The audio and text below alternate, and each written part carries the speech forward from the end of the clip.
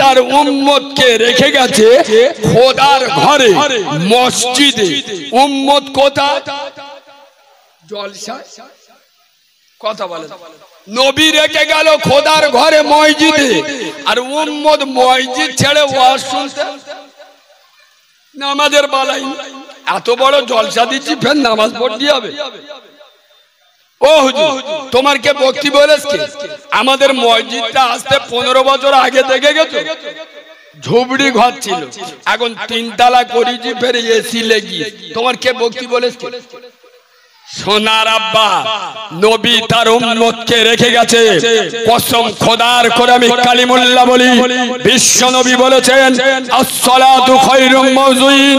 মানুষের শরীরে যত ইবাদত আছে, শ্রেষ্ঠ ইবাদতের নাম হলো নামাজ। আফজালু ইবাদাতি ইবাদাতিস সালাহ। সমস্ত ইবাদতের মাথা হলো। আজকের জোহর থেকে মসজিদ গুলো সব ইতিম হয়ে গেছে। আল্লাহর কি দেবা, আজকের জোহর থেকে মসজিদ গুলো সব ইতিম হয়ে গেছে। মানে আল্লাহর ওলি কোটা রমজান মাসে যাচ্ছিল, এরা ফেরেশতারা এসে আল্লাহর ওলি সার্টিফিকেট এদের হাতে দিয়ে দিয়েছে। এদের আর জোহরের পথে খুঁজে পাবেন না। এদের পার্কে যাবেন খুঁজে পাবেন, চার দোকানে খুঁজে পাবেন, বাজারে খুঁজে পাবেন, জলসায় খুঁজে পাবেন, গাজনে খুঁজে পাবেন, সিনেমার হলে খুঁজে পাবেন, কিন্তু মসজিদে খুঁজে পাবেন না। আয় আব্বা, আপনারা বসিরহাট এলাকার মানুষ, আচ্ছা বলুন তো আব্বা, আপনাদের প্রত্যেকের বাড়িতে মশারি আছে? মশারি, আরে মশারি চেনেন? আপনাদের এদিকে কি বলে? মশারি। আচ্ছা যাই হোক, এই মশারি প্রত্যেকের বাড়িতে আছে। আচ্ছা এই মশারির দাম কত আব্বা? আর আমি জিজ্ঞেস করতে মানে কোনো ভালো মানে আছে?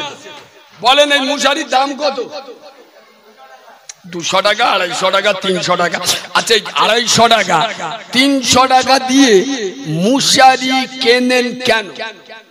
আর কেন বলবেন তো? মশা কামড়াবে বলে। মুসলমানের ছানাদের আর কোন ভাষায় বললে বুঝবে? মুসলমানের বাচ্চাদের কোন ভাষায় বললে শিখবে? আরে সামান্য মশা, সামান্য মশা, মশার হাত থেকে বাঁচার জন্য, মশার হাত থেকে রেহাই পাওয়ার জন্য 100-200 নয় 300 টাকা দিয়ে মশারি কিনে খাটিয়ে শো। হে ইতিমদার মুসলমান, তোমরা যারা মুসলমান বলে দাবি করো, তোমরা যারা মুসলমানের বাচ্চা বলে দাবি করো, তোমরা যারা মুসলমানের ছানা বলে দাবি করো, আমি কালিমুল্লাহ জবাব চাই, জবাব দাও। জবাব তোমাদের দিতে হবে।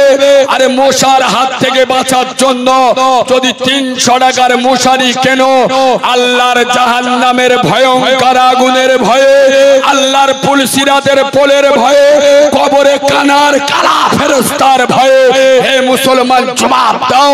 ভোরের বিছানা, আরামের বিছানাকে লাথি মেরে কেন তুমি খোদার ঘরে দাঁড়িয়ে হাত দুটো স্যালেন্ডার করে আল্লাহু আকবার, আল্লাহ তুই সব থেকে বড়, আল্লাহ তোর ভয়ে, কবরের ভয়ে, জাহান্নামের ভয়ে, পুলসিরাতের পোলের ভয়ে আল্লাহ তোর সামনে এসে দাঁড়িয়েছি। আল্লাহ আমি তোর বান্দা, আমি তোর গোলাম, তুই আমার মালিক। আল্লাহ আমি তোর দাস, তুই আমার সৃষ্টিকর্তা। কসম খোদার করে আমি কালিমুল্লাহ বলি, হে মুসলমান যদি মসজিদে চলে যেত, এই যে চৈত্র মাসে আমরা যে রোজা করলাম 15 দিন, আমি আমার কথা বলছি, জীব তো দূরের কথা কলিজা পর্যন্ত শুকিয়ে গেছে। রোজা বুকে হাত দিয়ে বলুন, যদি বসিরহাটের কোনো মানুষ আল্লাহকে বলে, আল্লাহ এই চৈত্র মাসে এই এত পচা গরমে যদি 2 মিনিট কারেন্ট চলে যায়, বিবি বাচ্চা নিয়ে চোখ বুলু হয়ে যায়, আল্লাহ খুব কষ্টই থাকি, তা এই কবরে আল্লাহ এই দুদিকে মাটি, ওপরে বাঁশ, ও আল্লাহ এই কবরে একটা ফ্যানের ব্যবস্থা হবেনি, একটা পাকার ব্যবস্থা হবেনি? আল্লাহ বলছে এক কাজ কর, তাহলে এসার নামাজটা জামাতে পর, আমি আল্লাহ কথা দিচ্ছি তোর কবরে এসির ব্যবস্থা আমি আল্লাহ করে দেবো। সুবহানাল্লাহ বলে। আল্লাহ এই মাঘ মাসের কোন শীত আল্লাহ একটা একটা লেপে কাজ হয় না, আর কবরে ঠান্ডা মেজে শুয়ে থাকবো। আল্লাহ কবরে একটু কম্বলের একটা ব্যবস্থা হবে নি আল্লাহ, তা আল্লাহ বলছে কাজ কর, তাহলে বেশি মস্তানি দিই না, ফজরের আজান হবে একটুখানি উঠে পড়, উজু করে 4 রাকাত নামাজ পড়ে শুয়ে পড়, আমি আল্লাহ তোর দায়িত্ব নিলাম, তোর কবরে জান্নাতের মগমলওয়ালা আমি আল্লাহ কম্বল বিছিয়ে দেবো। সুবহানাল্লাহ বলে।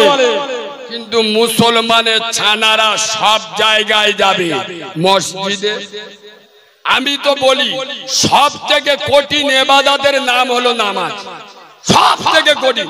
আয় বাবু, নবীর মেম্বারে বসে বলছি, আল্লাহ আমার জমান পচিয়ে দেবে। আমি নিজের চোখে দেখেছি অনেক লোক রোজা রাখে, নামাজ পড়ে না। এরকম লোক আছে না? সারাদিন শুকিয়ে রোজা রেখেছে কিন্তু নামাজ। আচ্ছা আব্বা, আমি কারিমুল্লাহ একটা খাসি নিয়ে, খাসি বোঝেন? হ্যাঁ, বলবেন তো মাঝে মাঝে ফেবিকল আটা দেবো,